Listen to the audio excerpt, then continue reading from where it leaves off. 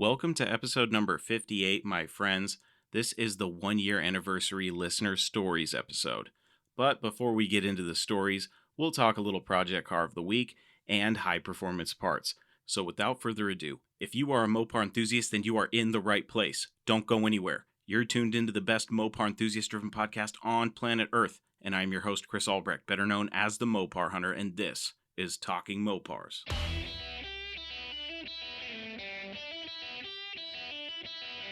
You're listening to Talking Mopars with the Mopar Hunter, your direct connection to all things Mopar.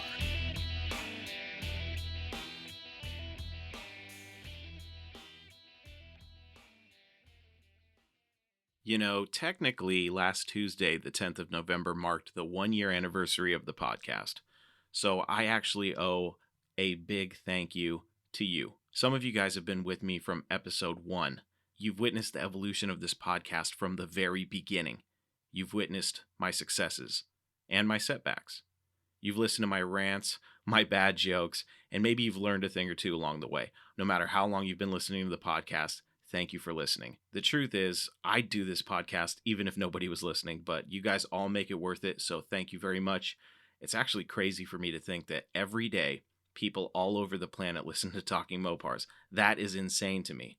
But before we get this show on the road, I have to shout out to every listener, everyone who has ever sent me their Mopar story to share on the show, everyone who has ever shared their story via my voicemail, all the people who have reached out to me just to say that they enjoy the show, and a very special thanks to all my guests that have been gracious enough to come on the show and tell us their Mopar stories and have a good time. So special thanks to Chuck and Matt McMurray of HemiPages.com and BuildMopar.com, Johnny Mopar, Blake Anderman of DIYHemi.com, Bud Kleppy of CarTech Books and the Scat Pack Club, and my pal Mike Coffey.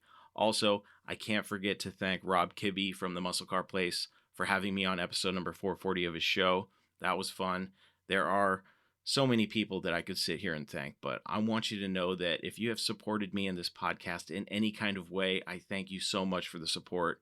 My friends, my family, my wife, my daughter, thank you guys for just showing me love and support. It really means a lot to me. And the reach of this podcast, has spanned the globe. And that's an accomplishment in and of itself. And that wouldn't be possible without all of you. So a big thank you to every single one of you out there in podcast land. Thank you so much for listening. You're probably wondering what I'm doing for this first anniversary episode. And I'm going to be honest here and say that I really had no special plans for it. I can tell you that I have been promising to catch up on listener stories and being a man of my word. That's what we're going to be doing here today, but not before the usual suspects of Project Car of the Week and high performance parts. And, we'll close the show with a bunch of listener stories. So I also want to say that before we shut the show down, I do have a special announcement that you won't want to miss. So let's get this show on the road.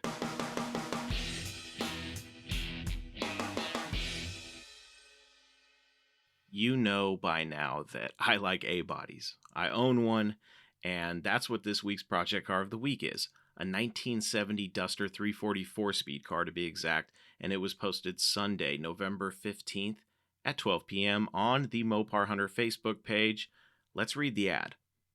1970 Duster 340 4-speed, $11,000. Condition is listed as fair, and the title status is listed as clean.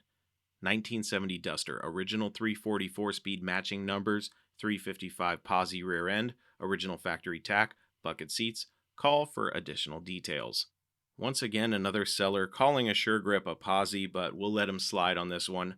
What's not to like about this project? 340 4-speed car that's numbers matching with rally gauges, a factory tack, bucket seats. What a cool car. It checks nearly every box that I'd want checked in a 70 Duster. I just wish that the ad was more detailed and had more quality pictures, but that can be said about nearly every ad I see. I just, don't think it's possible to have enough info or pictures on an online for sale ad. But what I can tell you is that I hate one thing about this car with a passion, and that's that somebody put an aftermarket sunroof in it. Boo, boo, boo. That bothers me, but that's okay. It's nothing that can't be fixed. And look, A-bodies aren't everybody's cup of tea, and I understand that, but I believe this Duster deserves a second chance. It's priced at 11 grand, which, we can sit here and debate on whether or not that's a fair price, but I think it's an investment price. You may take a hit now, but if you're strategic about, getting this car back on the road and maybe even restoring it, I think you could eventually squeeze a little bit of profit out of it should you ever decide to part with it. And, when I do Project Car of the Week, I like to put myself into the position of a buyer and say, well, if it were mine. And this time's no different. If I bought this thing, I would invest the money to restore it, you know, probably try to save some money by doing it myself if I had the skills. I feel like this one deserves to be saved. And I like dusters, especially numbers matching 344 speed dusters. Of course, you got to hit the seller with an offer. And because I'm a cheapskate lowballer, I'd try to cut the seller in half. Hey, what about 5 grand? What about 6 grand? Is that crazy of me? Yes, absolutely. But that's my job as the buyer, to try to get the car as cheap as possible. I guess that's just a testament to my love for A-bodies too, because I don't see anybody really paying, 11 grand for this thing. But I'd probably fork out close to that, after some negotiation if you wanted to walk me up a little bit. But that's just my dedication to seeing these cars be saved, especially the truly special ones like this Duster. I think this Duster does qualify as a special car. It's a numbers car, it's got the right engine, it's got the right transmission, and it's not too often you see a nice Duster on the road, you know what I mean? But ideally, I'd like to see this car priced closer to 5 or 6 grand, but I can already tell that the chances of that are probably pretty slim with this seller. Unless he's got the car for another few weeks, then maybe he'll be willing to budge, but who knows? I know there's a good number of you out there saying it's crazy to buy an A-body project for anything over a couple grand, but times are changing, folks. These rare examples of performance option Mopars are not getting any cheaper. We know that. Nor are they getting any more plentiful. We know that too. So the good investment strategy is to get them now while you can and hope your investment pays off if you intend to eventually sell it. But whatever the case, unless you're an A-body hater, I think you'd have a hard time not giving this Duster the respect it deserves. It's a cool little performance machine worth saving. And that was Project Car of the Week, the 1970 Duster 344 speed car posted on the Mopar Hunter Facebook page Sunday, November 15th at 12 p.m. No Mopar left behind.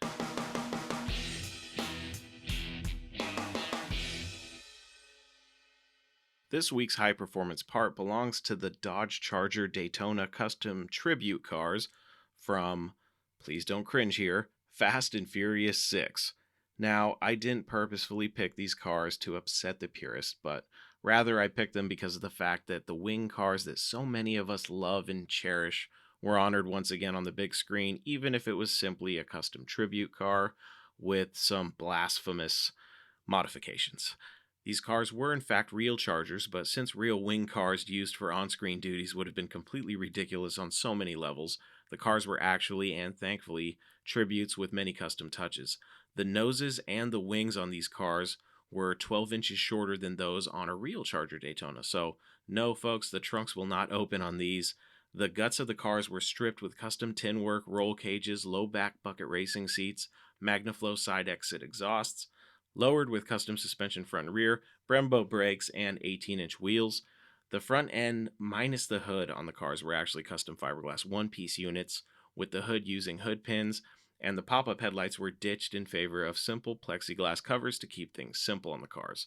The custom touches don't end there, with the shaved rain gutters, custom maroon paint jobs, and this is really going to piss off a lot of Mopar diehards, including myself. The cars had LS swaps. Yes, folks, LS swaps. What kind of BS is that? Oh wait, there's more. Turbo 400 transmissions and Ford 9-inch rear ends complete the tragedies that were Dominic Toretto's Charger Daytona, with the exception of one that actually had a 5-speed in it. But these are probably the most bastardized wing car tributes ever built. But even with all these outlandish bastardizations, they still deserve to be discussed on high performance parts, because Dom's Charger Daytona is still one of the only wing cars. Actually, I think it is the only wing car to ever be featured, and play a big part on a giant blockbuster movie. So that's pretty cool. There were actually more than just a couple built for the movie. In fact, there were actually 7, but only 3.5 actually survived filming. And, whether that's justice or a tragedy is for you to decide.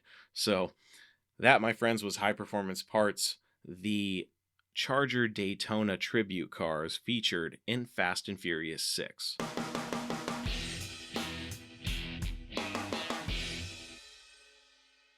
It's time once again for listener stories. This is my Hail Mary attempt at getting caught up with all of them, so let's not waste any time here. The first listener story I have is from Jan Rafferty. Here is Jan's story. Hey man, love the show. So here's my story. When I turned 16, my parents took me to get my first car. I saved up all my money and sold 2 of my quads and got about 10 grand. We went to a used car dealer and I picked out a 2009 Jeep Grand Cherokee Limited with a 3.7 V6. I had all these plans to make it a really cool first car. Fast forward about 10 months and I got into an accident and totaled the car. I had full coverage on the car and got paid for it, so I took my check and went online and found a 2008 Jeep Grand Cherokee 4.7 V8. I had always wanted a V8 and finally got it. After 6 months and about another 6 grand, I finally have the cool Jeep I wanted. Needless to say, I will forever be a Mopar owner. Jan Rafferty. Hey Jan, thanks for sending in your story. I think a Jeep is a great first car. And it's funny because Jeeps have their own following in the Mopar community. I've actually owned a couple. My first Jeep was a 2008 Jeep Wrangler. Nothing special. It wasn't the Rubicon or anything, but it was fun. It was a soft top. I had a good time in that Jeep, and I learned really quickly that if you have a Wrangler, you wave to every other Wrangler on the road, and you feel a little sad when they don't wave back. That's the old Jeep wave. I was totally new to that. I didn't realize that was a thing until I had a Wrangler, and I was like, why is everybody waving at me?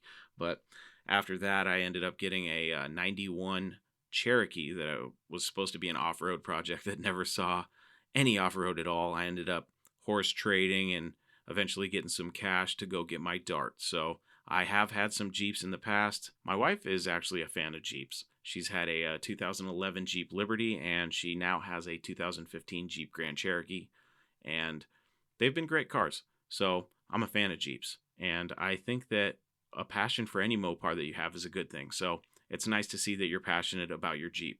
Thanks for sending in your story. Our next listener story comes to us from Austin Gone.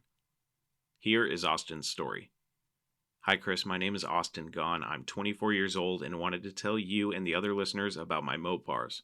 I've been a Mopar enthusiast for as long as I can remember. My mom had a 1974 Plymouth Trail Duster. It was black with a 360 with an automatic trans. I don't know much about the truck since it got sent to the scrapyard over a family dispute after my grandpa passed away and my uncle got rid of the truck because it was on his property. The truck was supposed to be my first truck, and that truck is most likely what turned me on to Mopars. Either way, I always wanted one since that truck got taken, and I've always heard about my dad's old 1976 Dodge W100 Power Wagon, so I grew to love the older trucks. Well, as I got my license, I acquired a 2000 Dodge Dakota Quad Cab with a 360, which, by the way, I love the truck. Actually still own it, but I met my wife around that time, and we spent years with this truck taking it everywhere, which in turn turned her into a Mopar enthusiast as well. We do a lot of off-roading, so this truck has seen a lot of its life with me and my wife. So about 2 years ago, me and the wife had been looking around for a newer Durango for her because I owe it to her to get a new vehicle for her since we got one of my other toys, which is my 96 Jeep Cherokee with the 4-liter and a 5-speed. As we are looking for a newer Durango for her, my buddy comes across this 1974 Dodge W100 Power Wagon for $800. It's blue, but not an original color blue. The original was more of a turquoise, kind of like a Forest Service truck. It's got a 318 with a 4-speed, and I'm not going to lie, I fell in love right away just looking at the pictures. So me and the wife make a deal that if I can get the Power Wagon, she would drive the Dakota until we got her Durango the following year, which would be this year, which we did get her Durango. It's a 2017 Durango RT with the all-wheel drive. Well, anyways, I get a hold of the owner of the Power Wagon and tell him I want to come check it out, and I got cash in hand. What will I be expecting when I pick it up? Couple things, minor mostly. I had to tow it home because it had shot ball joints and a leaf spring in the rear end was broke in half, but it did drive onto the trailer. Long story short, I got it home and got it running good with a good carb rebuild on the stock 2-barrel Carter carb and the new leaf springs and some much needed front end work. Took my son out for a test drive in it after it was good to go, and my son is 4 now, by the way. But he looks at me and says, "Dad, I like this truck. This is my truck, right?" Made me so happy to hear him say that, so just for the little man, I will put it in my will for him to take ownership of it after I pass. I currently drive the truck every day and I love it. It really don't look any different than when I bought it either. It has some new mirrors and a set of worn locking hubs because the locking hubs that were on it were toasted. This truck is a tank as well. I take it on my off-road adventures pretty often and I've never had any issues with it. It goes anywhere I need it to. Was curious on one opinion I wanted from you on the truck. I was thinking about putting a 440 big block in it that I got sitting out back. Let me know what you think about that right now. It currently has the 318. I enjoy the podcast. It's great. Keep it up. I've learned interesting, cool stuff about a lot of these older Mopars I wasn't aware of. Also, was curious if you could do an episode one of these days on the Power Wagon line.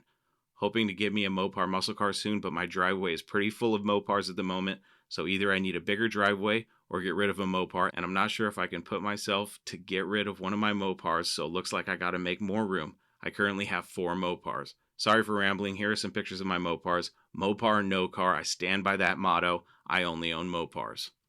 Thanks, Austin, for sending in your story. I, too, am a big fan of Dodge trucks, as I'm sure you know since you listen to the podcast regularly. I also am a fan of the newer Durangos and the older ones too, but I've got a little thing for those new Durangos right now, especially that Hellcat Durango. That thing is awesome. But I actually thought about getting a Durango RT recently to get rid of my truck, but I kind of decided against it for now. I'm going to pay my truck off and then probably go get myself a Challenger. But I can't blame you for liking the trucks. And hey, man, I'm sorry to hear about the Trail Duster. It's too bad that your family couldn't work it out and that the truck was scrapped. That's too bad, but hey, at least it got you turned on to Mopars, and it's cool that you have some now. And as you know, I'm a big fan of the tin grills. I'm actually a fan of all Dodge trucks. I think they're all pretty cool. As far as your question in regards to swapping out your 318 for a 440, I guess you have to ask yourself, what your goals are with the truck. You can dump a lot of money into a big block swap, man. And, it may not be worth it in the end. You could always take the 318 out and put a warmed up 360 in its place. You could get a 360 and build it. You could stroke it. It could be a 408 stroker, and you could throw that in the truck, get you plenty of power, and, not have to go through the hassle of swapping in a big block. Because with a big block, you got to change a lot of stuff. So unless you want to throw a bunch of money at this truck to have a big block truck, I wouldn't. Let me put it to you this way. If it was me, I would probably build a 360, stroke it out, 408 stroker, something like that. That's what I would do. But hey, it's your truck, man. I guess like I said, it really depends on what you want to do with the truck. But, if it's a daily driver type situation where maybe you just want a little bit more out of it, how much power do you want? I guess that's a big question too. If you want 900 horsepower, go get yourself a 440, stroke it out, and, build the hell out of it. If you want about 400 horsepower, you can really get it easily out of a 360. So I would say 360 swap. That's me. Keep me posted on that project. I'm curious to see which direction you go. All right, Austin? And actually, before I forget, I'm a fan of Jeeps too. I actually have had a couple myself. I do like XJs. I had a 91 Cherokee for a while that was supposed to be my wheeler project, but I just never got around to it. And I ended up horse trading, and that's what actually, selling that Jeep is actually what got me to my Dart. But even before the Cherokee, I had a 2008 Jeep Wrangler, which was a fun rig, but I ended up getting rid of it. And, I wouldn't consider it one that got away, but it definitely was one that I do miss. As far as your request for the Power Wagon episode, there will be a Power Wagon episode. I do want to talk more about the trucks and stuff. And I've said this millions of times now, there's just so much to cover in the world of Mopar, but we're going to get to it. So 2021 is going to be a crazy year, and I was really planning on getting to a lot more in the history of Mopars, but the direct connections episodes are just so fun for me. I love doing those, talking to my buddies and stuff, and I want to do a lot more with people that I haven't talked to yet. So it's going to be a good time, and we're going to play it by ear. We're just going to go with the flow. You know what I'm saying, buddy? But thanks for sending in your story, Austin, and keep me posted on your projects. And for the record, I do like Dakotas too. Our next listener story is from Anthony Jimenez. I hope I pronounced that right, Anthony. My apologies if I did not. Your story is one of those ones that I look at and I'm like, that is a lot to read. But we're going to give it our best shot here. Here is Anthony's story. Hi, Chris. My name is Anthony Jimenez, and I am a born and raised Mopar freak. I am a new subscriber to your podcast and a fan. Great work, by the way, both on the Facebook page and the podcast. Over my 37 years of life, I've had pretty much nothing but Mopars. From almost being born in my dad's 1974 Plymouth Satellite Sebring Pruss. Let's try that again, folks. From almost being born in my dad's 1974 Plymouth Satellite Sebring Plus to having our 1973 Plymouth Duster 340 sunroof car displayed in a museum in Melbourne, Australia, boy do I have Mopar stories for you. I've based pretty much my entire social life around cars and car events, so much to the point that I have been the one responsible for the Monterey Cars and Coffee that happens at WeatherTech Raceway, Laguna Seca, in Salinas, California every other month for the last 2 years now. So if you'd like to talk cars and more specifically Mopar stories in general, then feel free to contact me and let's talk. It's really nice to meet a fellow Mopar nut. I've been listening to more of your show and I really like the platform. While I wait for you to hopefully one day contact me so we can ramble on about our Mopar craziness, I'll leave you with this story for your direct connections segment. Just another listener story. I call it the Mopar Circle. My first vivid memory of a Mopar is actually my first vivid memory of a car in general. I remember sitting on the front fender of my dad's 1974 Dodge Challenger Rally while he was working on the engine. I must have been around 3 or 4 years old at the time, and I remember being amazed by my dad's interaction with this machine. I remember the sound it made when he finally got it working. I even remember the smells from the engine bay as I sat there watching this engine come to life. The whole thing was like an awakening, and suddenly I wanted more. From that point forward, my experience with my dad's Mopars were primarily in second person. What I mean is I really just helped him fix the car, restore the car, service the car, and so on. By this point, though, he had sold the 74 Challenger because of emissions regulations at the time and replaced it with a 1968 Dodge Charger, which honestly deserves its own story entirely. Now we fast forward a little bit, and by the time I was 15 years old, I was itching to get a Mopar of my own. Of course, my pick would have been my dad's 1968 Dodge Charger, but that wasn't in the cards, so instead, the hunt for my first car began. We looked at numerous vehicles in the beginning, everything from a dilapidated 1970 Cuda AAR, which in hindsight I should have gotten anyway, to a mostly their 1976 Plymouth Duster that I also should have gotten. Somehow, though, I just couldn't see myself in either of those two cars. They didn't feel right. Finally, we came across the first candidate. A 1965 Plymouth Barracuda Formula S with a 273 Commando engine. This thing had the front disc brakes with a 3-speed automatic floor shifter. It was white with a blue interior, and the vehicle was honestly probably a survivor. We actually looked at this vehicle a few times, negotiated price, and even settled on a date on which to pick it up. I think at the time the styling of the car really wasn't my thing. It was cool in its own way, but I wanted something more muscle car-like. Alas, it wasn't meant to be. Problems with the paperwork and the owner being kind of flaky pretty much killed that deal. So on to the next contestant, my aunt's 1983 daily driven Chrysler Cordoba with the very rare console-mounted shifter. This thing had the Corinthian leather and everything. It was a silver blue color with silver interior and had a Lando vinyl top. I love this car. I remember many trips up and down California in this car, and I wanted it so bad. But unfortunately, the vehicle that was going to replace this car in her stable just simply wasn't going to work, and so that deal fell through as well. So it was time to open door number 3, and oh man, was I in it this time. The car we looked at, and ultimately the car that ended up being my first car, was a 1966 Dodge Charger 383 4-barrel. It had the full-length console with 4 bucket seats and those crazy flip-around headlights. Not many people know this, but in 1966 the 440 wasn't available yet, so if you wanted a high-performance Charger, you either had to get the 383 4-barrel or pay extra for the Hemi. So if you didn't have the cash, the 383 was your best choice. The car we found was in some old lady's yard, a quarter of the way buried in the ground, every trim piece and lens busted, broken, and cracked, missing a radiator amongst other odds and ends. And of course the windows were down, so the interior was exposed to the elements for God knows how long. When we approached the lady, she told us to give her $200 to take it off the lot, and so we did, and thus I had my first car. We towed it to the house, which was roughly a block away, and promptly began trying to get the thing running again. I would spend the next 3 years of my life getting this thing on the road and restored, and by the time I was in high school, I was the only kid in the entire city, perhaps even the county, with a 1966 Dodge Charger fully restored by me. It was awesome. I had this car for 5 years. After that, all through college, I even got married in that thing. But as all things in life, the story with that vehicle did not end well, and one day I would find out that somebody wanted it more than I did. I'm so in the process of finding a new home for us and moving all my belongings, I found out that the car had disappeared from a buddy of mine's house. With my first love gone and nowhere to be found, I had no choice but to move on. A couple of years later, wouldn't you know it, my aunt's Cordoba would land right on my lap. After making the rounds with the rest of the family, the car would end up at my doorstep, a little worse for wear, but with all the character in the world. I took the car in, gave it a new lease on life, and began to make it my own. Because when I received this car, there was no real value to it, I decided I would custom build this thing the way I thought it should have been.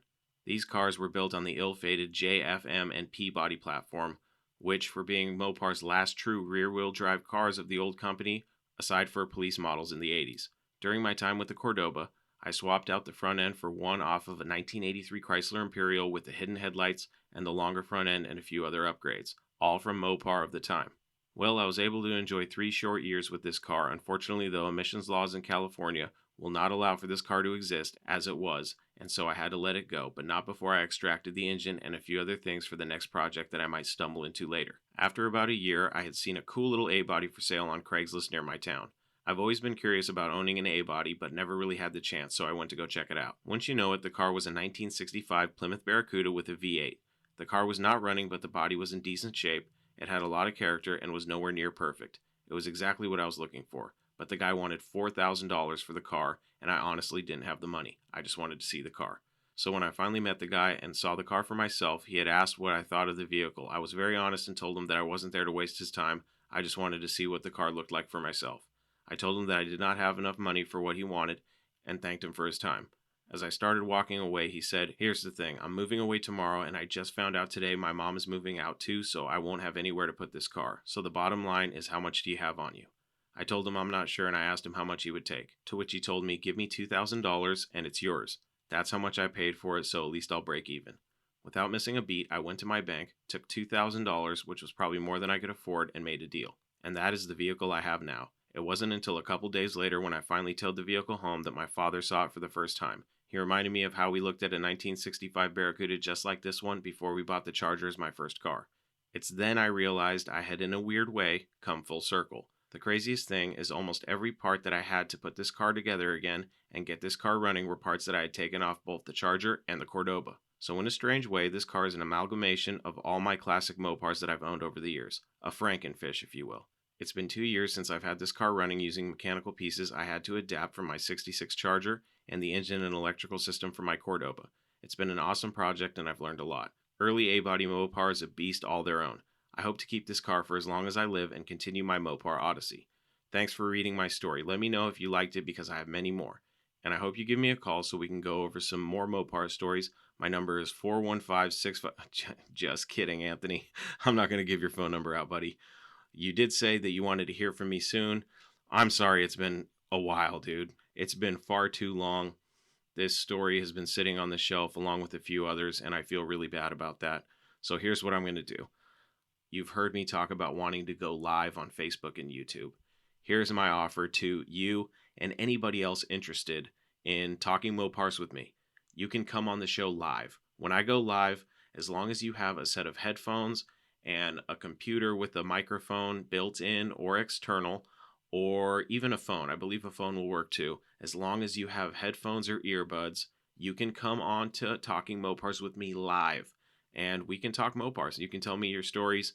That way I don't have to stumble through reading them because I'm horrible at reading stories, especially the long ones, buddy. But I love the story. I think it's great. And you know, it is funny that you went full circle. That's really cool. I'm glad you ended up with an early A-body too. For some reason, I just don't think those cars get enough love. I think they're really cool, and I really think it's cool that you gave that Cordoba a second lease on life. I think that's awesome. You know, those JF, M, and P bodies, they don't get enough love. I mean, I haven't even given them enough love on this podcast. So those are definitely on the list we're going to be talking about here probably.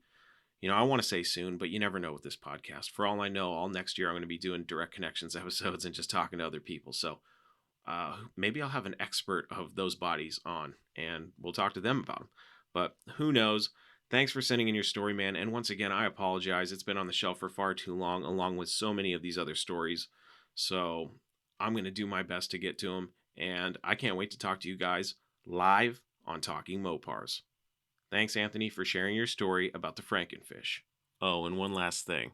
Thieves suck. And there's a special place in hell for all car thieves. But Anthony, the good news is you finally got yourself a Barracuda, and it sounds to me like it's not going anywhere. Our next listener story comes to us from Boise, Idaho, from a guy named Tanner Vavold. Here is Tanner's story. Hey man, new to your podcast, but definitely a fan. Wanted to share my story. Grew up in Caldwell, Idaho, being surrounded by old iron. My stepdad is a huge Mopar guy, so naturally, so am I. He has a couple 70 Challengers, a 70 Charger 500, and while growing up, multiple different B, E, A, and C bodies. My first car was a 69 Satellite that I actually ended up having to trade for a daily driver Toyota pickup. Trust me, it still hurts to think about that. I feel like my story is pretty usual and common, but now that I've done a little growing up, I've actually obtained some that I've kept. My Mopar love is a little strange, but I feel like it is the definition of muscle car and sleeper. I have a 95 Dodge Neon that I put an SRT4 engine in. Car is ugly, but put together well and hurts a lot of feelings. Cars went 1137 at 130 with 100% stock long block and an old hand-me-down turbo. I recently picked up a 75 Duster and a 79 Ram Charger. Mopar runs through my blood, but I appreciate on your podcast that you don't chastise the oddity Mopars guy. My dream car is a 70 Challenger, but they are so incredibly expensive, and they are all getting expensive. One day I'll end up with my 70, but for now I have to fuel my internal fire and run my Neon in my Duster. P.S. The 440 is almost ready to go in the Duster. Thanks for your podcast. I listen to it while I TIG weld in my shop. Vavold Performance out of Boise, Idaho. I build anything and everything and love every minute of it. I find myself doing a lot of SRT4 stuff because, well, I love them. Being a Mopar guy is not a choice. It's not something I could stop. It drives my whole life and drives my wife crazy. Thanks for what you do. P.S. You don't have to share this on your show, but if you would like, you absolutely can. I'm not trying to endorse my shop, so you can leave that part out. But anyways, thanks for everything you talk about. Show makes me smile and feel validated. Hey, Tanner, thanks for the story and for the kind words, man. I really appreciate it. I'm a Mopar guy, too. I have no problems with Neons. I actually like Neons. You know, a lot of guys, a lot of the hardcore, old school Mopar guys, they just hate front wheel drive Mopars for some reason. I don't know why. I like them all. I'm actually a fan of the 80s turbo Mopars. And, I'd take a SRT4 Neon any day. They're fast. I've known a couple guys with them. And, I never scoff at a Dodge Neon, especially the SRT4s. And I really like the older ones that are SRT4 swapped like yours. I think it's really cool. You sent me the picture of your Neon, and, it's got the peeling paint, but it looks badass on the drag slicks and the skinnies out back. It's so cool. And 1137 at 130, man, I remember when in the front wheel drive world, 1137, would be considered, magazine cover fast. You know what I mean? When all the front wheel drive imports were breaking into the 12s, people were losing their minds. That was back in the, mid to late 90s. But I think it's cool. And you got a performance shop. That is awesome. And you're a welder. That is something that I just don't have the skills to do.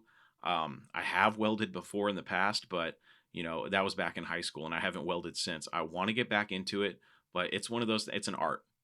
I'm sure you can attest to that.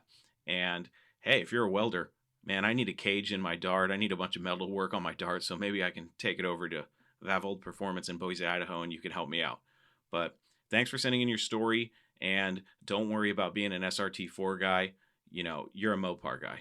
That's something to be proud of. And hey, your first car was a 69 Satellite. That's awesome. You had to get rid of it for a Toyota, but that's okay. We won't beat you up too bad about that because you're making up for it by saving other Mopars. And, hey, I think everybody's dream job is to have a performance shop. So that's cool, man. I really appreciate you sending in your story, and I look forward to seeing some more work out of your shop. So anybody that's in the Northwest area that needs some weld work done or has an SRT4 or just needs some fabrication, go check out Vavold Performance out of Boise, Idaho. And Tanner, I hope I'm saying that right. If I'm not, feel free to correct me, buddy. Thanks for sending in your story. This next listener story comes to us from Logan Mulligan, and it had been so long since Logan sent me his first story that he actually sent me an update on it. So once again, to everybody, Logan, Tanner, Anthony, and everyone else whose story I read so late in the game after they sent it, I apologize. Moving forward, I'm going to try to be much better about it. Okay, let's get into Logan's story. Hey Chris, so I messaged you, I believe it was Saturday, telling you I was picking up my 72 Plymouth Duster, my dream car. I'll start by how I got into Mopars, specifically A-bodies. I got into the A-body platform because of my dad. When I was about 3 or 4, he had a 72 Plymouth Duster 344 speed in sublime green. Car was an absolute blast to be in, but he sold it so we could get a camper to do more family things in. Ever since that day, I've always wanted a Duster. Well, that dream became reality, but here's the crazy hassle I went through. 3 years ago, I bought a 1965 AMC Rambler Classic wagon for $1,000. Didn't run and it was sitting for years. I got it running the next day and used it as a weekend driver going to car shows till I sold it last week Friday. 2 years before that, I bought a crotch rocket when my mom was in Europe on a business trip. She owns a travel agency. She wasn't too happy when I posted a picture of it in the living room, but anyway, back to the story. I started looking around to find a nice 70 to 72 Duster for at least 3 to 4 years when finally I found a couple. A 71 Duster that needed a good amount of work over in Detroit, and a 72 over in South Dakota that needed more work than I could handle. As soon as I was about to give up my search and just keep the wagon and the bike, I found a Duster that was close and was a great project car to start off with. A 1972 Plymouth Duster Slant 6 auto car, no rust, brand new interior, and it was running and driving. I sold the bike to a buddy of mine, which then crashed it the same day going home. LOL. Now it was time to sell the wagon. The guy wanted to meet up Saturday, but the other guy with the Duster only had time Saturday morning. So I rented a U-Haul trailer, borrowed my buddy's truck, and took the car up to him Friday night after work. Boom, sold the wagon, and now had plenty of money to buy this Duster. I called another busy friend of mine who has a 73 Dart Sport 344-speed car with factory moonroof to come with. 7 a.m. Saturday morning hit, and we drove down to a town called Prophetstown in Illinois, 2.5 hours from Milwaukee, Wisconsin. When I first saw the car, I got super excited and saw how clean it really was. Talked to the owner and found build sheets, and he verified the miles on it since he's had the car for over 25 years. 56,000 original miles. Went into his office to agree on a price. He was asking way too much originally. He was asking $8,500 for the car, but I got him down to $6,500 and we made the deal. Loaded up the car and trucked it back to Milwaukee. I was going to get the Slant 6 running better, but I knew of an 85 two-wheel drive Ram that had a 318 and 727 combo I could use. The guy who owned the truck was the same guy I bought the AMC from, so I called him up asking how much he wanted for the drivetrain. He told me $300 and I can have the whole truck. I haven't even owned the car for a week, and I'm already ripping the car apart so I can install the engine and drivetrain into it. A couple of my fellow Mopar buddies are helping me out by giving me a V8K member out of a 72 Duster, 8 3/4 rear end, and some other goodies for the car so we can enter the car into a no-prep 1080 index class June of 2021. I'll keep you updated on the build process of the car along the way. The podcast is something I look forward to every single week to listen to at work, so keep up the good work. Thanks, Logan. P.S. If anyone needs a 7 1/4 and a Slant 6 with engine combo, I'll sell for cheap. LOL. And to help my mom out with her business, if you need to plan a vacation, talk to Carrie Mulligan at Bon Voyage World Travel Experts. The number is 262-514-2022. Tell her Logan sent you. Thanks, Logan, for sending in your story, and I'm sure your mom will thank you for the plug. I don't know how many of us Mopar guys can afford to go on vacation because we're Mopar guys, but you never know. You also sent me an update, so let's get into your update before I respond to your awesome story. So, update on my 72 project I sent an email about a while back. I bought an 8 3/4 rear end out of a 71 Dart for $500. Then a buddy of mine has a 727 Trans that needs a rebuild he's selling to me for $75, and I just scored an entire 360 LA engine for free. Yes, you read that right, for free. He wanted to donate it to me because he's excited to see a 24 to 25-year-old kid building a Duster. I also have to get it prepped and ready once this Wisconsin winter hits for body and paint, and also a cage and other miscellaneous things as well. Just thought I'd give you an update, bud. Thanks, Logan Mulligan. Hey, Logan, thanks for sending your story, buddy. Sorry it took me so long to get to it. I think it's awesome that, your dad had a 72 Duster and that, gave you such good memories that you wanted a Duster yourself. So you made that happen, man. And that's really cool. I think A-bodies are great cars. And it's refreshing to me to see so many people into A-bodies.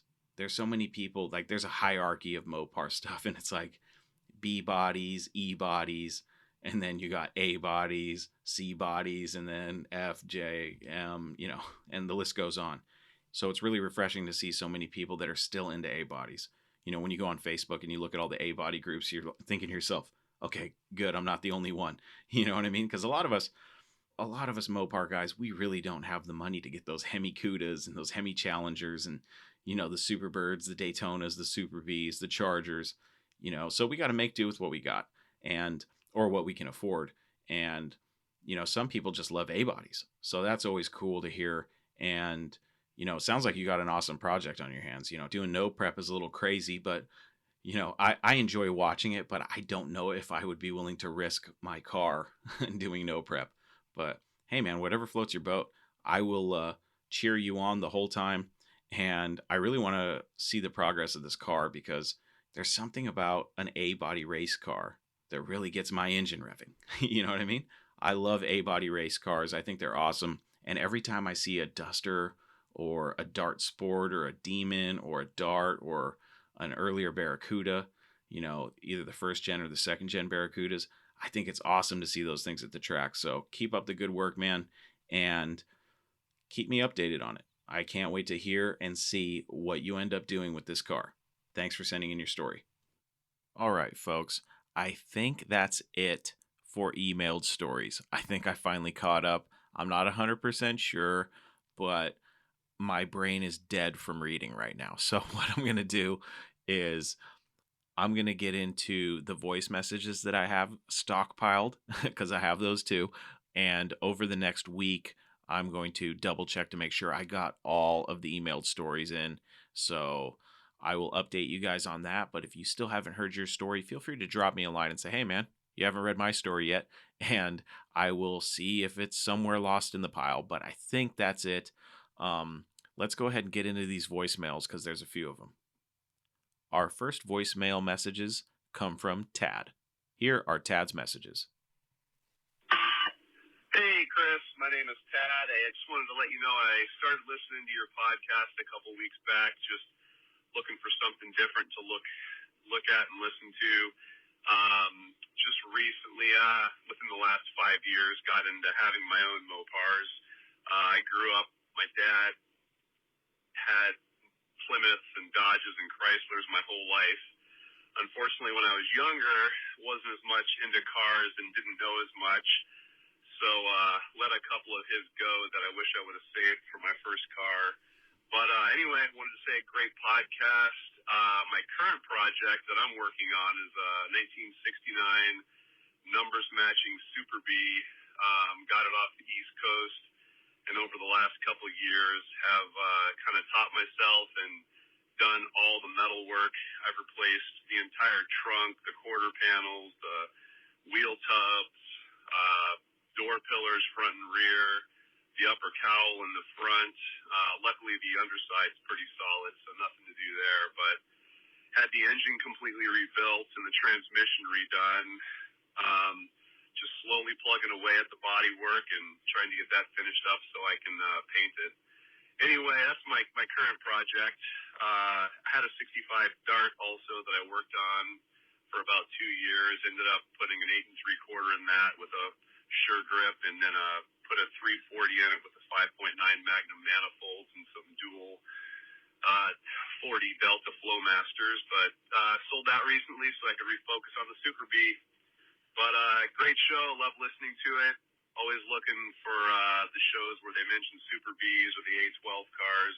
Mine's a 383 automatic, but we'll get it done and get it out there. I haven't seen any Super Bs in person at any of the car shows near where I live in Southern California. So I'm excited to get it done and get it out there. Anyway, great show, man. Thanks for putting it on, and look forward to future episodes.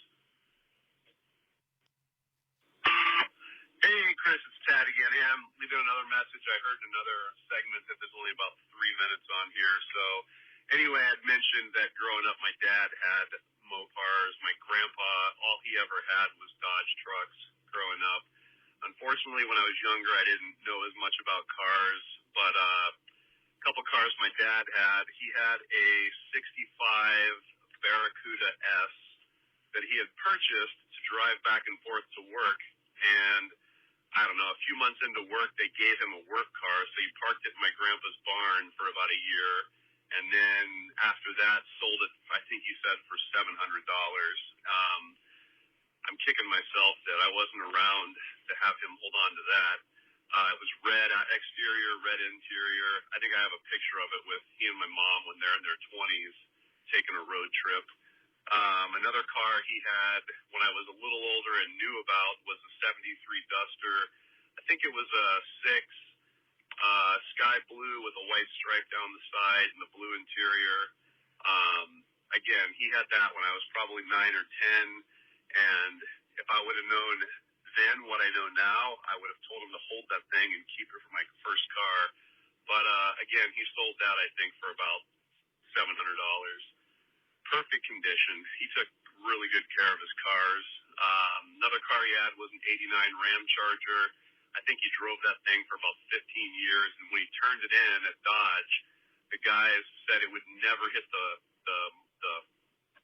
lot. He's like, somebody's going to pick this thing up that works here. It's in immaculate condition. But anyway, long history of Mopar.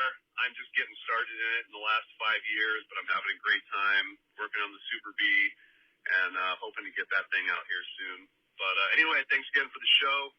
Love hearing everyone's stories and learning from your podcast. Thanks so much. Hey, Chris, this is Tad again. I called yesterday a couple times, but I was trying to move along so quickly to meet that 3-minute line that I totally forgot the most important Mopar in my life. My first car, man, I wanted that 57 Chevy two-door on the corner dirt lot for $2,500. My dad said, nope, you're going to be working on that thing all the time. And little did he know that that's what I wanted to do. But did not get that, and ended up looking through some of the Auto Trader magazines, looking at 280Zs and all those things, and a little bit too much for my dad. So we settled on a 1984 Dodge Daytona Turbo Z. Automatic, metallic maroon with the silver bottom, around the bottom, black leather seats. Man, that thing was awesome. I drove it all through high school and shortly after high school. But at one point, the turbo went out on it. That was pretty expensive to replace. And then my dad actually made seat covers for it because we lived in Arizona, and black leather on your legs is not very fun. So covered those leather seats up that were in perfect condition. I think when I was about 19 or 20, coming back from a car show one day out in Lake Havasu, and front end starts to wobble. I decided to get off the freeway, and I see a handful of ball bearings rolling up the off-ramp in front of me. Turns out the CV joints were shot. Towed it back to town, and gosh, if I only knew then what I know now, I would have changed those CV joints myself. But we ended up not fixing it because it was going to cost too much, and sold the entire car, which was in great condition, to a junkyard for $350. So those perfect leather seats went to the junkyard. The whole car gone. Man, that's one car I wish I could have back right now. Anyway, totally forgot about the most important one when I called yesterday. But anyway, man, thanks again for the show. Listening to it now. Hey, Chris, this is Tad again. I left a couple other messages, kind of overviews of all the cars I've had and cars my dad and grandpa have had.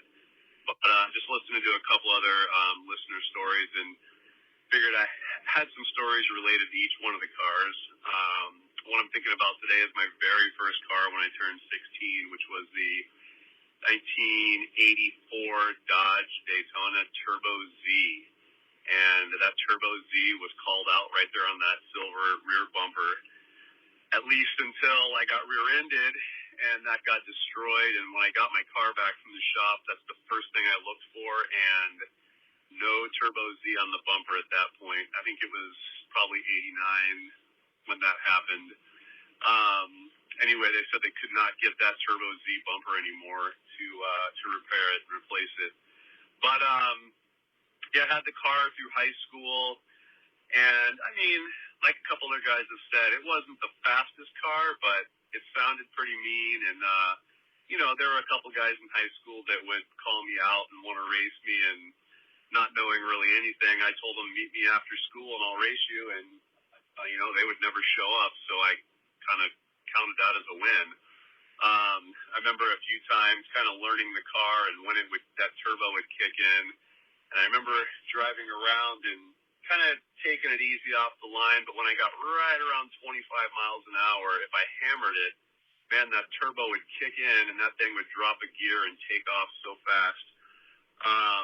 That's probably how I burnt up the first turbo. I learned later that someone told me that when you shut the car off, or before you shut it off, to let it idle for a little bit to let the oil drain out of the turbo.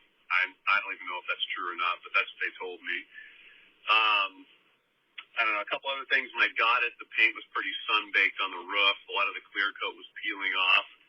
So I remember I was working at a grocery store, and I'd saved up just enough money. I think it was $350. Well, initially I was going to try to fly back and visit some family in Ohio, but it was between that and getting my car repainted at good old Earl Scheib. maybe it was Mako, one of those two. But anyway, my dad said, you know what? You pay for the car, I'll get your airplane ticket. So dropped the car off before I left for my trip. And when I got home, man, and they pulled that thing out, and they had that nice, shiny, metallic maroon paint on top and silver around the skirt. It just looked awesome.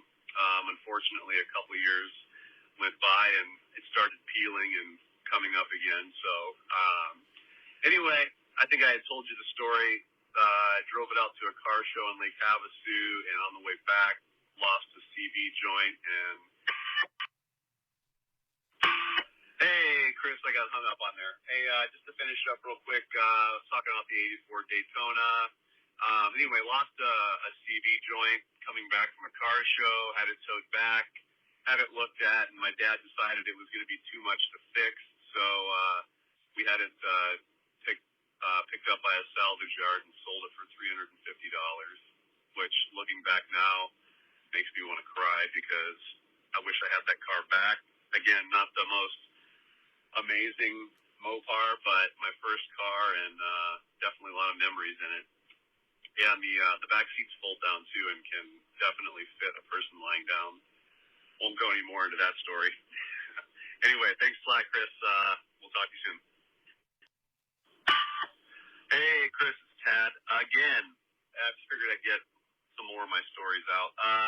Next one, 65 Dart GT 273. I think it's AB31. It's the two-barrel one. But anyway, was looking for another car, and someone locally reached out, said they had this car in their barn, been sitting there for a long time. And if I wanted a car, I might as well come and get theirs. They wanted $700 for it. So ran over. This was 2017, 2018. Anyway, went over, opened the barn doors, and there it was sitting, my 65 Dart GT, just roasted paint on it, metallic blue that looked kind of gray now. Originally, the car was white with a metallic blue interior, which I think would have been cool. But anyway, missing the candy cane trim on the front, all flat tires, locked up 318 in it. Anyway, I bought it. I figured, I'll throw a little bit of stuff into it, get it running, driving, and then I'll, play with it for a little while and eventually sell it. Well, you know how that goes. I bought it and pulled out 318, searched for everything for a period correct 273, got that in there, came across a 1971 340 that had been sitting on a crate in someone's yard for a bunch of years, and ended up buying that for $200. It spun, so I pulled that apart, put all new stuff on that, rebuilt it, pulled out the 273, dropped in the 340, pieced together an A-body 8 3/4 rear end with a 3.2 sure grip on it, swapped out the master cylinder to a dual master cylinder, rebuilt the whole front end, practiced for the very first time my car painting skills on it, which came out pretty well. Anyway, got it all back together, and it had little bugs here and there, but realized it was pulling way too much time and money away from my Super B, so recently sold that, but learned a ton off of it, man, a ton. Working on engines, doing conversions, painting, just everything. So anyway, that was the 65 Dart story. There's a really cool backstory and history to the car that I'll try to leave on another message, see if I can fill up your entire machine here. But anyway, in general, that's the 65 Dart GT. Thanks, bud. Hey, Chris, Tad again. 65 Dart GT. Sorry, I always feel rushed trying to get everything in 3 minutes. But anyway, I wanted to finish that story. So one thing I forgot to mention. So automatic 904LA cable shift, floor shifter. Those cables leaked like crazy, man. And I tried to look up stuff for that car, and a lot of it's 1 year only. I think cables for it were like $500 for a set of cables. So instead of doing that, it was the housing that was cracked and leaking. The cables actually worked. So I just bought a big coil of transmission coolant line and sheathed the entire cable again with coolant line, which worked, stopped all the leaks. Ended up putting a deep dish pan on it plug on it so I could change the fluid without having to pull the whole pan off as well. Um, Quickly, the story behind the cars. Apparently, in the 90s, a guy owned these cars. He had two of them, 265s. Drove one up to high school and had the one that I have for a parts car when he restored it. Ended up selling both cars. The guy that I got from actually tried to buy them at that time, but they got sent up to Los Angeles, bought and shipped up there. A couple years later, they came back up for sale again, and the guy that I got the car from, he bought both of them, brought them back to his house, and ended up selling. There was a white one with it. Selling the white one, a guy here at the local Mopar club, Diamond Valley Mopars, he bought it and restored it with his son. Well, jump ahead a few years, I bring mine to this local car show, and the guy walks up and says, "Is that the green dart that was in so-and-so's garage?" I said, "Yep." He's like, "Man, I have the sister to that car." And he just loved it. He loved looking around. The biggest thing that he said was it was great to see it back on the road again. He said he thought it would probably end up getting cut apart or crushed or something. And at some point, he'd like to bring his down and get them back together again. But anyway, back and forth between different cities and counties and people, and here we are. They came back together again, both fixed up and back on the road. Anyway, just wanted to fill you in on that story, and yeah, we'll talk to you again soon here. I'll give you a story on my '69 Super B. Hey, Chris, Tad again. I'm going to totally fill your machine up today. I'm listening to some of the podcasts, and I can't believe I forgot like a handful of cars that we had growing up. My dad was a big Plymouth Chrysler Dodge guy, but my mom had a Lancer for a long time. It was tan. It was the ugliest thing in the world, but we had it. I think after that, she got a Dodge Dynasty. I think if I remember correct, I think it was like maroon. And after that, she had a white Intrepid. But to back all the way up to the early 80s, I remember my mom driving me around in our, I think it's Plymouth Volare station wagon with the awesome wood grain stickers on the side. But I had a paper route. I think I was about 12 or 13. I'd get my papers all ready in the morning, load up the back of the station wagon, and I'd sit back there with the back hatch open, driving around, delivering newspapers. And, thinking back now, that was probably the most dangerous thing to do because I do remember holding my breath and getting headaches. And knowing what I know now, I'm surprised I didn't die in the back of that car by carbon monoxide poisoning. My brother also had a Plymouth Sundance, I think it was. That was his first car for high school. He had that thing for a bunch of years. I think it ended up breaking down and we sold it to the junkyard. But anyway, a handful of other cars that we had growing up. Gosh, man, I can't believe I forgot about all those.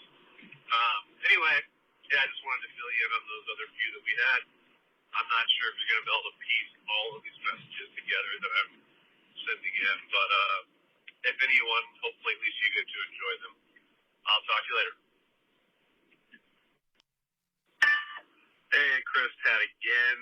I'm going to keep leaving messages because I'm not home and the kids aren't interrupting me. But just thought of another cool story. My best friend who moved in across the street from me, we were in 6th grade and 7th grade at the time, but he moved in, and I remember looking back now, his mom used to drive this old white 4-door car, and I'm realizing now it was had been a 67 or 68 4-door Corvette, but just a basic Corvette, but it was funny because his parents would leave all the time on trips or go out for the night or something like that, and he was from back in Nebraska on a farm, so he was used to driving. So he would call me over some nights when they would leave, and he'd say, "Let's go hop in my mom's car and go cruise around the neighborhood." So, we'd hop in this old Corvette and cruise around our neighborhood, and probably one of the funnest things we did, we'd get on corners, and he would just hammer that thing. And I had to have been a 318, I guess, but he'd hammer that thing, man, and we would spin the tires and slide around corners. Um, it was funny though, because when we took it, we would always put something behind the back wheel to know exactly where we needed to come back and park it again, so his mom wouldn't know that we took it. Looking back now as a parent, I'm sure they knew it was moved, and they probably noticed the tires slowly going bald. But anyway, another great story, Mopar story from growing up. Hey, Chris, Tad again, leaving another message. This one's going to be related to my 69 Super B. Like me, or like you, I should say, I travel a lot for work. I'm a physical therapist, and I go to people's homes. But because of that, I get access into backyards and houses and garages and all kinds of places that you just can't see from the street. So anyway, used to see a lot of cars. A buddy of mine was into buying cars and selling cars, so I send him pictures and stuff every once in a while. And one day he asked me, well, what's your dream car? I said, well, I don't know, a Super B. I used to love those things when I was a kid. I had this toy when I was probably 5 years old back in the 70s. It was those old ripcord cars where you pull the cord out and the metal wheel spins and you let them go, and had a set that had two jumps, and you'd jump them and hit them together, and pieces would fly off. And one of them was a lime green Mopar. I can't remember exactly what. Lime green with a black stripe in the back. I remember that. But anyway, I tell him that one day. The next day he calls me and says, I think I found your dream car. And I'm like, oh, gosh, I don't know how serious I was about that. But shows me a 69 Super B, numbers matching, 383 auto 727 N96 package. So I'm like, all right, it's on eBay. It's got like 2 weeks to go on the auction. So I watch it go from mid 5,000s up to like 8,000 the last 24 hours. So I put in 8,100 thinking, the thing's going to get to the last 5 minutes. Someone's going to outbid me and take it. And I sat there and watched the clock tick down to 0 and the screen pop up and say, congratulations, you won. And there was a mixture of excitement and fear. I was like, holy crap, I just bought another car. I got to sell something now. So this thing's in New Jersey, so now I also have to figure out shipping. Total sight unseen. So moving ahead, like I buy the car, get it all taken care of, get shipping figured out, and I'm there when the flatbed shows up in my house in the middle of the night, unloading this thing into my garage. And even then, I'm like, is this thing going to fit my garage? I mean, I think there were probably 2 inches between the front of the car and my garage door shutting. But that's kind of how my story started. And that was, 5 years ago, I think. But it wasn't until about 3 years ago that I actually started tearing into it. And even the day that it showed up, the trunk wouldn't shut right because one of the arms on the trunk was rusted off and it wouldn't close down correctly. I mean, the bottom of the quarter panels, the bottom 6 inches were gone. Hey, continuing the Super B story. Anyway, I keep looking at it. Lower 6 inches of the quarter panels are gone. I mean, it's Y2 yellow with the black stripe, black interior, black vinyl roof, which I think was gone at the time. And on the driver's side sail panel, where the roof meets the quarter panel, typical rust, but someone had cut a big hole right there. Like maybe to look inside, I don't know. But anyway, complete car, everything was there, wasn't missing anything. Had an aftermarket or maybe an air conditioning system put on it from one of the dealerships, which I have all the paperwork and the card, the warranty card for it. It's like a Mark V air conditioning unit. But when they put that on, they mounted that big pump on the front and cut a section out of the lower lip of the intake, where the base of the air cleaner, to make it fit in there. And I think a section out of the N96 to make it the hood closed. So that's kind of a bummer, but I'll get that fixed. Anyway, like I said, it sat for 2.5 years before I actually broke into it. So I'm a long way into it now. I've replaced all the quarter panels, the trunk extensions, wheel tubs, complete driver's side floor, front section of the passenger floor, the upper cowl, all that stuff's been replaced now, and now I'm just kind of patching up doors and getting ready to finally throw some primer on it. So anyway, that thing kind of jumped into my life unexpectedly. I really did not expect to win the eBay auction.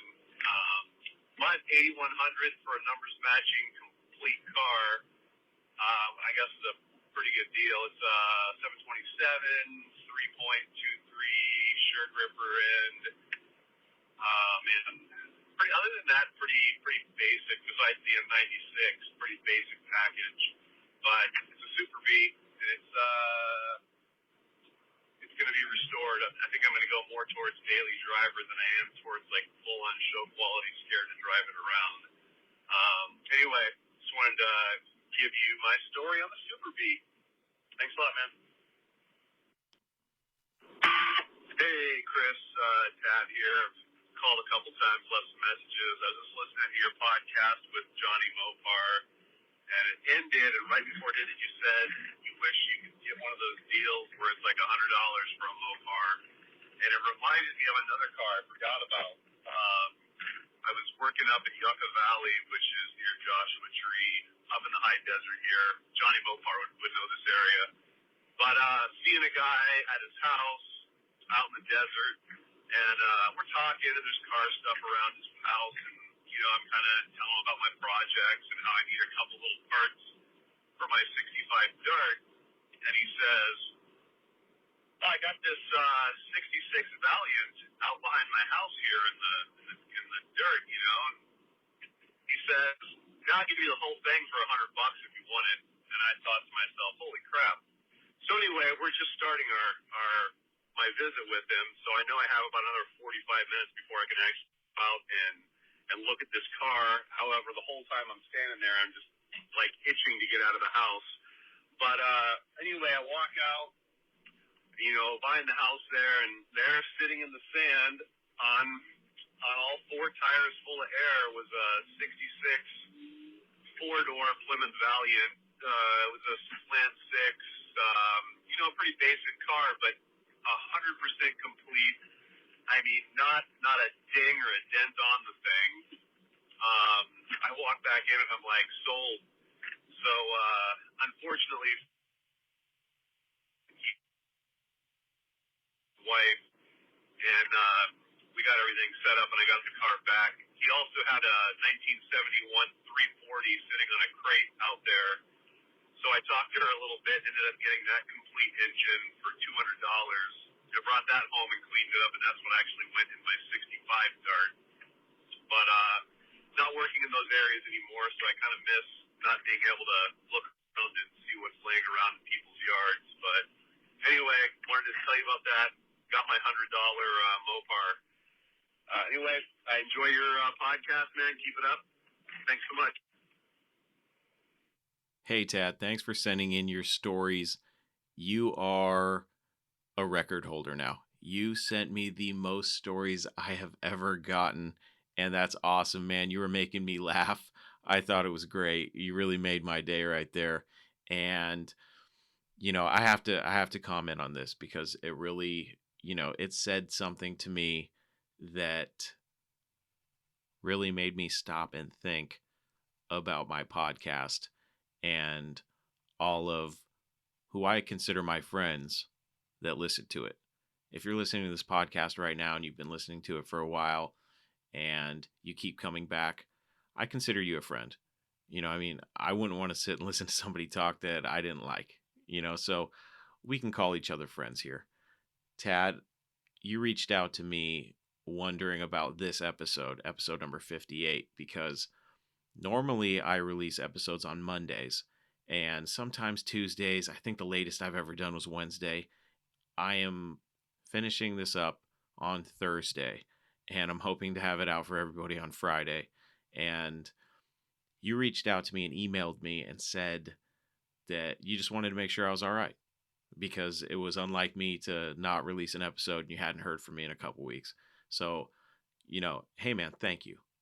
I really appreciate that. I know I replied to you in the email and I said thank you, but I want you to hear it again here on the podcast. Thanks a lot, man. That really meant a lot.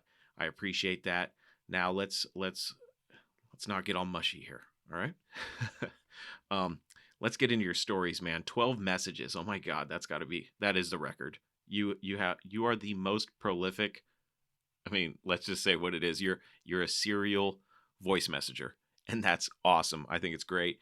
Hey, man, did you ever talk to your mom about delivering newspapers in that station wagon that he probably could have got carbon monoxide poisoning? That was pretty funny, man. I'm glad you're all right, of course, but I thought that was funny. No one ever thinks of those things. Things were just so much simpler in our youth. You know what I mean? But it was really cool to hear your story about your first car, the 84 Turbo Z.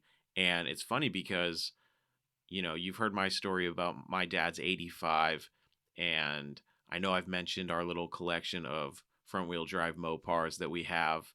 And I don't know if I actually specified that one of the Daytonas my dad has is an 84 Turbo Z in the color combination that you speak of, the maroon on top with the silver on the bottom. So that was really cool. I thought that was awesome, man. It's sad what happened to the car, but I guess we'll have to chalk that one up for you as the one that got away. You know what I mean? But your Super Beat project sounds really cool. Uh, One of those cars that's on my bucket list of cars I want to own someday. Really awesome. You talking about your brother's Plymouth Sundance really struck a chord with me because my dad had an 88 Plymouth Sundance, and it had the worst paint job. It flaked. You drive down the road and paint would just flake off this thing. And it was so bad that the way that the paint was peeling, it looked like a whole flock of seagulls flew over this car and just crapped all over it. That's in the pattern that the paint was peeling. It looked exactly like bird crap.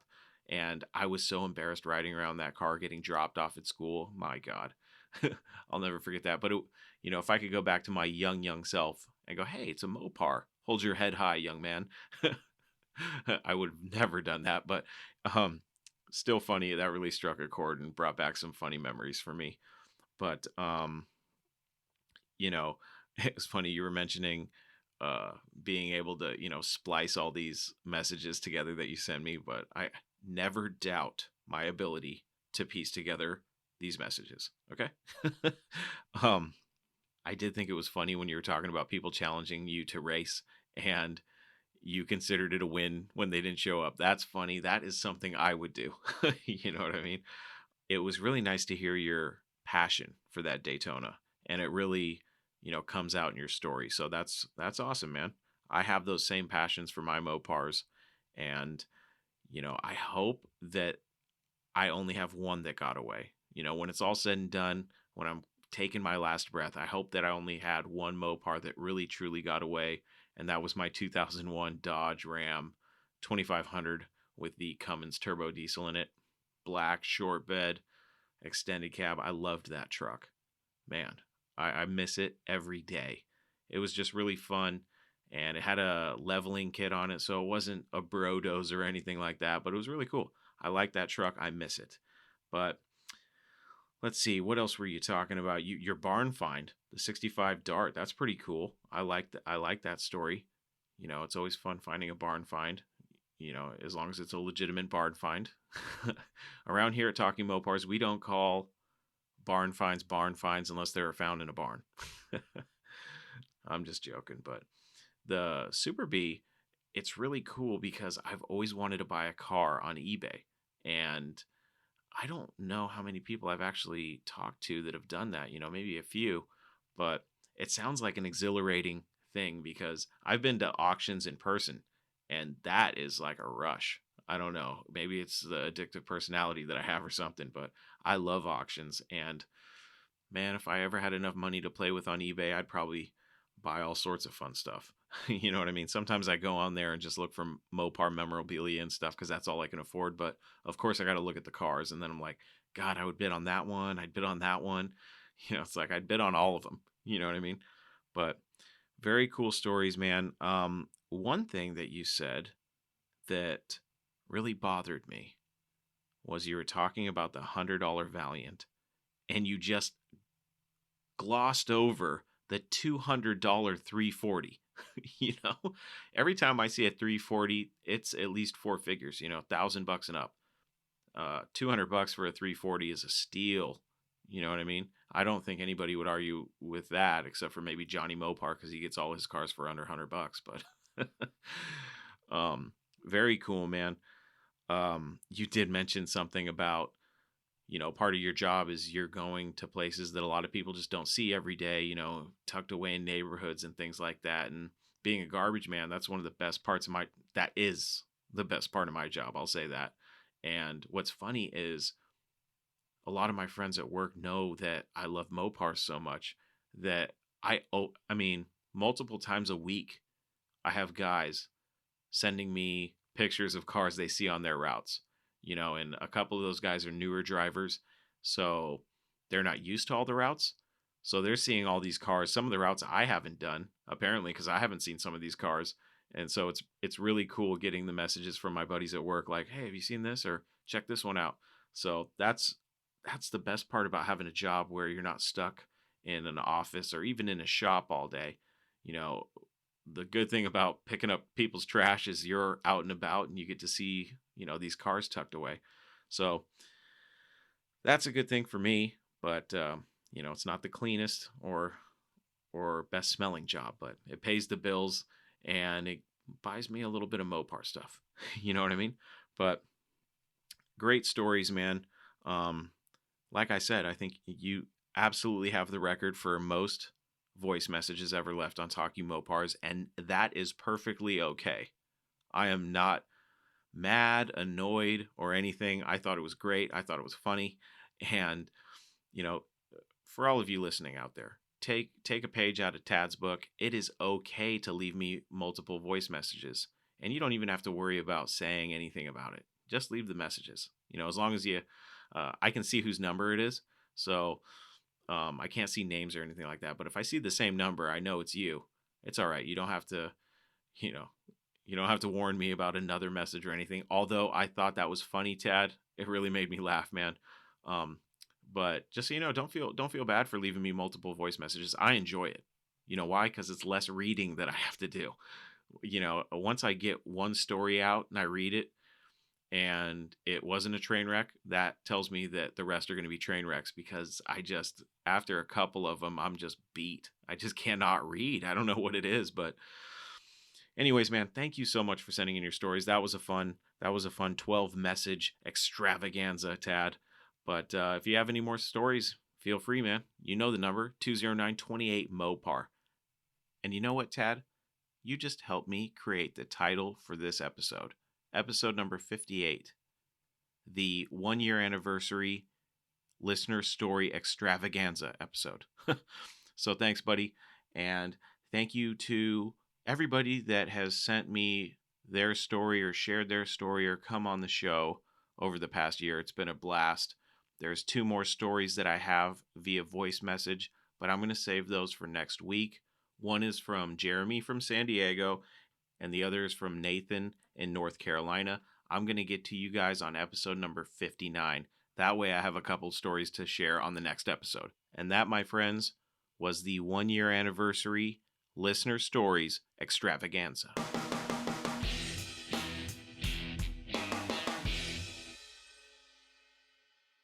There you have it, my friends. Another episode of Talking Mopars is in the books. Thanks for joining me on this 1-year anniversary listener stories extravaganza show. Hopefully the first of many anniversary shows. I hope this podcast continues for many, many years to come. Now, I mentioned at the beginning of the podcast that I had a special announcement.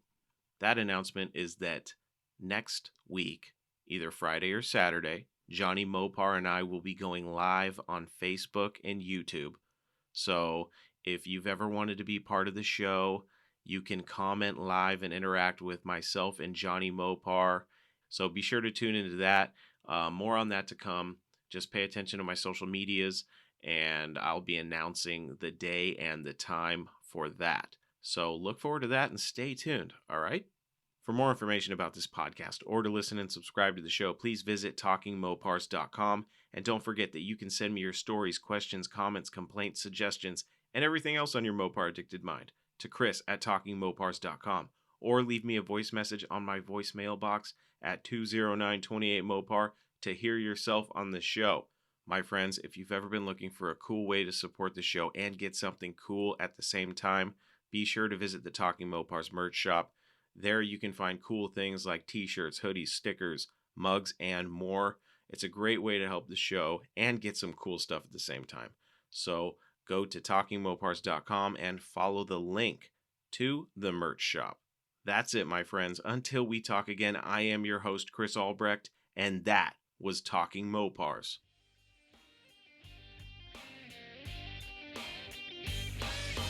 Thank you for listening to Talking Mopars, your direct connection to all things Mopar.